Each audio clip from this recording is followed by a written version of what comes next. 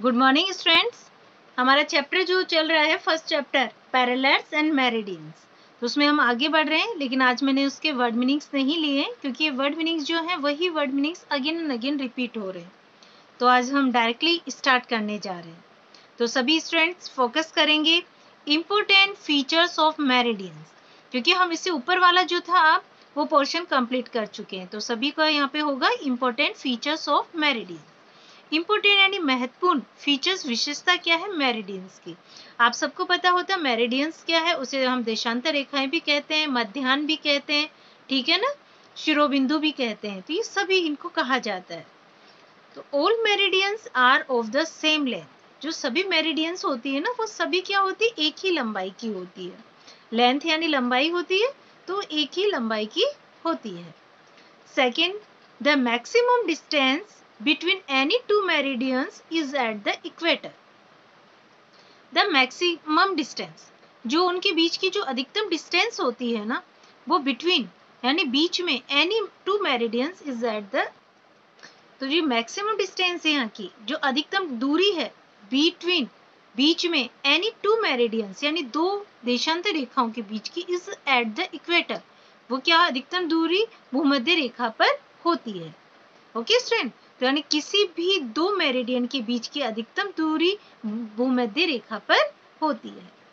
The distance between any two meridians decrease as we move away from the equator towards the poles. The distance means दूरी, between यानी बीच में, any two meridians यानी कोई भी दो देशांतर जो होती है, मध्याह्न रेखाएं होती है या शिरोबिंदु होती हैं, तो डिक्रीज होती है। डिक्रीज का मतलब यानी घटती जाती है, डिक्रीज यानी कम होना, तो घट जाना।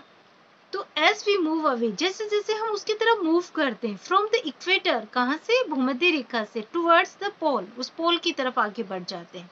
तो क्या मतलब हुआ इसका कि किसी दो जो मेरिडियन के बीच की दूरी घट जाती है जैसे ही हम दूर की ओर भूमध्य रेखा से दूर हो जाते हैं।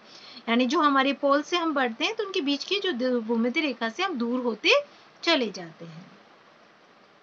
Meridians cut the parallels at right angles. Okay, 90 degree है यहाँ पे, तो राइट एंगल्स किसे कहा जाता है, 90 डिग्री का कहा जाता है। तो meridians cut the parallels, meridians क्या करती है अपने, वो समकोण पर समानांतर काटती है। पैरेलल्स मीन्स होती है ना, समानांतर रेखाएं होती है। तो मेरिडियंस जो क्या करती है, वो समकोण पर अब समांतर रेखाओं को काटती है। Meridians are used to measure distance in the east-west direction. Meridians क्या होता है, जिनका उपयोग किया जाता है मेजर करने। मेजर का मतलब क्या हुआ है, नाप करने के लिए। जैसे माप आप लेते हैं ना, डिस्टेंस यानी दूरी होती है, और ईस्ट वेस्ट डायरेक्शन यानी पूर्व और पश्चिम का जो डायरेक्शन दिशा होती है। तो क्या हुआ इसका मतलब, मेरिडियन का उपयोग पूर्व पश्चिम दिशा में दूरी को मापने के लिए किया जाता है।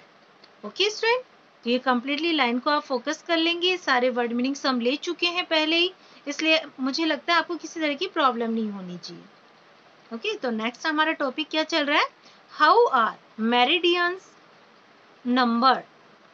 तो हम मेरिडियंस को कैसे गिनते हैं, है ना। हमारे जो ये मध्याह्न रेखाएं होती, मध्याह्न होती है, शिरोबिंदु होती है, उसको नंबर कैसे करते हैं, कैसे गिनते हैं। तो आगे हम पढ़ते हैं, you have read that to number the parallel we start from the equator. You have read, जैसे कि आप पढ़ चुके हैं ये सभी, तो आपने पढ़ लिया है ना कि समांतर रेखाओं को जो है कि संख्याओं को हम कैसे वो करते हैं, भूमध्य रेखा से शुरू करते हैं।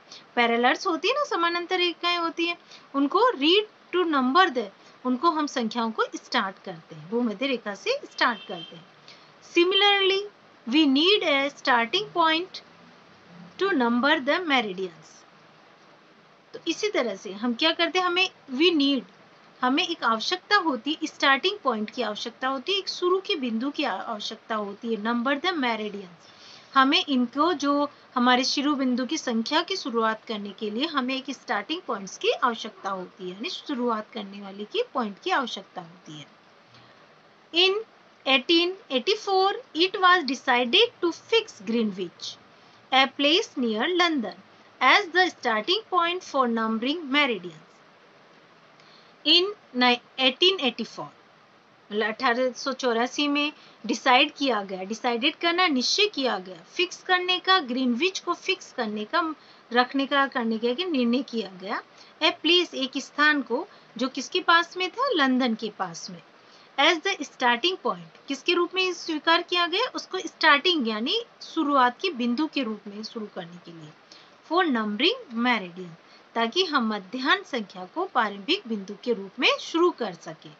तो क्या है इसका मतलब कि 1884 में यानी 1884 में लंदन के पास एक जगह जो ग्रीनविच है उसको इसके लिए करने का निर्णय, फिक्स करने का निर्णय किया गया कि जैसे कि जो मध्याह्न रेखा के स्थान, जैसे कि जो स्टार्टिंग मध्याह्न रेखा संख्या के लिए प्रारंभिक बिंदु बन सके।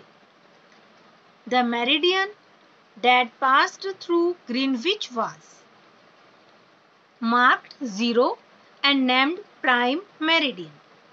तो क्या है, जो मेरिडियन जो थी, जो उधर से गुजरती ग्रीन रेखा के पास से, तो उसको किससे शुरू करने का निर्णय किया गया कि भाई 0 से। उसके लिए क्या मार्क किया गया, 0 डिग्री से। ओके, मार्क किया गया 0 डिग्री से। देखिए हमें इंडिकेट, जैसे अभी हमारा आया था राइट एंगल आया था, तो इसी तरह से उसको मार्क किया गया भाई 0 के पॉइंट बना के उसको 0 डिग्री से, और उसको नेम क्या दिया गया, प्राइम मेरिडियन नाम दिया गया। Okay, The longitude of a place is measured east or west of the prime meridian। और longitude, हमारा जो longitude है, एक प्लेस है, एक रेखा है जो कि मेजर करता है, मेजर करना यानी मापना, ईस्ट और वेस्ट को जो प्राइम मेरिडियन से मापता है।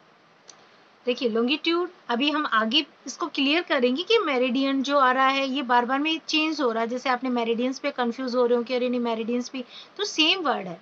तो लॉन्गिट्यूड जो हमारी देशांतर रेखा है, एक स्थान से जो मेजर की जाती है, नापी जाती है, क्या है, पूर्व से पश्चिम, पूर्व या पश्चिम की तरफ, तो उसे क्या है, प्राइम मेरिडियन कहा जाता है, यानी उसे मापा जाता है। Like parallels, meridians are also drawn at intervals of 1 degree। जैसे कि पैरेलल्स होते हैं, हमारे समानांतर रेखाएं होती हैं, जो मेरिडियंस की भी 1 डिग्री के अंतराल पे क्या करी जाती है, खींची जाती है या नापी जाती है। तो ड्रोन करना यानी खींचना, खींची जाती है 1 डिग्री के अंतराल पे।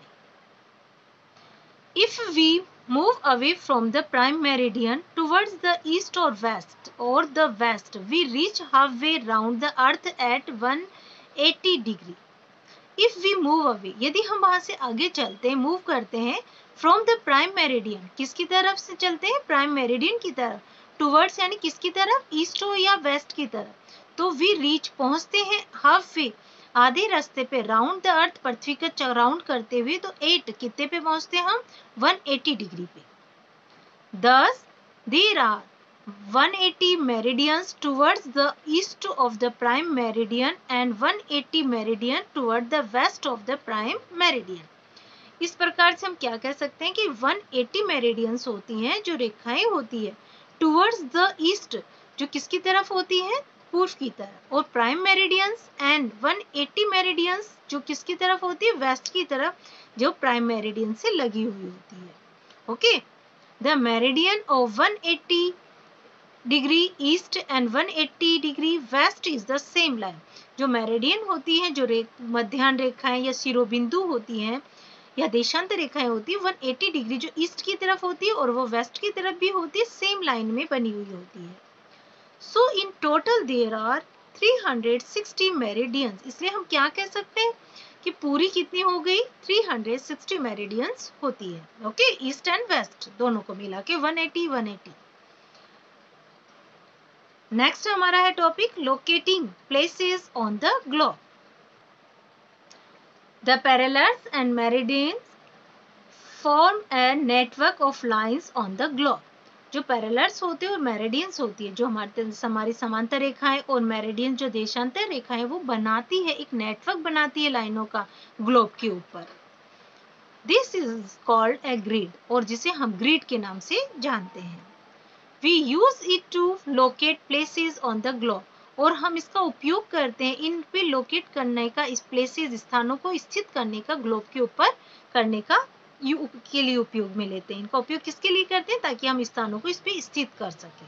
ओके, तो आज हम यहीं तक पढ़ेंगे, तो आप सभी स्टूडेंट्स यहाँ तक का टिक मार्क कर लेंगे और जहाँ तक हमने पढ़ा है उसको अगेन एंड अगेन रिवाइज करना है आपको। Okay students, thank you.